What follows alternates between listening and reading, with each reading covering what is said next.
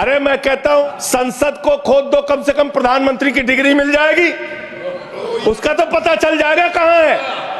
संसद खोद दो, घबराओ सीट पर चीखना चिल्लाना शुरू कर देते हैं, जैसे ही बोलता हूं चीखना चिल्लाना शुरू। अगर जेल वेल की बात करोगे ना, जिस दिन सत्ता परिवर्तन होगा एक भी आदमी बाहर नहीं दिखेगा। ये धमकी देने की बातें मत करो।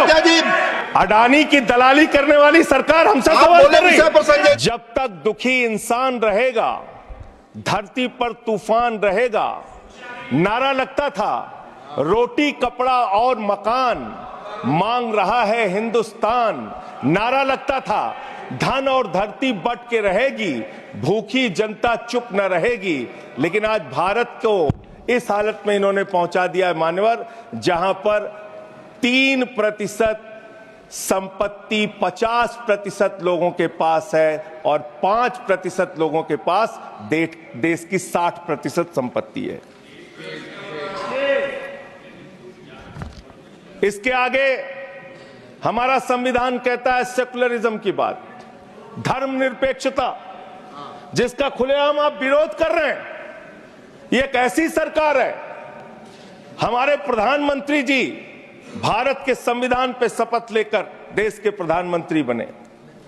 यहां पे बैठे हुए सांसद संविधान की शपथ लेते हैं, मंत्री संविधान की शपथ लेते हैं, लेकिन संविधान में लिखी हुई बातों को नहीं मानते।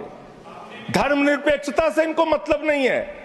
हमको अगर दर्शन करना होता है मान्यवर, तो हम काशी जाते हैं, महाकाल का दर्शन करने उज्जैन जाते हैं, प्रभु श्री राम का दर्शन करने अयोध्या जाते हैं। लेकिन भाजपाइयों को जब दर्शन करना होता है तो ये मस्जिद में भगवान का दर्शन करने जाते हैं।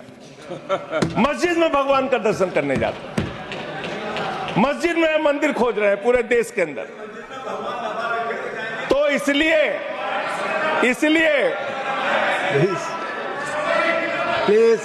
इसलिए मान्यवर, इसलिए मैं इनसे कहना चाहता हूं, कृपया घबराओ सीट पर चीखना चिल्लाना शुरू कर देते हैं, जैसे ही बोलता हूं चीखना चिल्लाना शुरू। मान्यवर,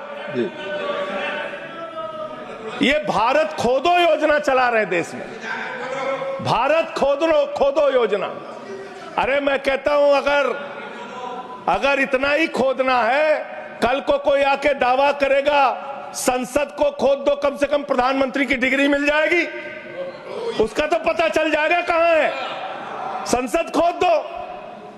ये भारत खोदो योजना बंद करो, इससे देश का विकास होने वाला नहीं है। आपने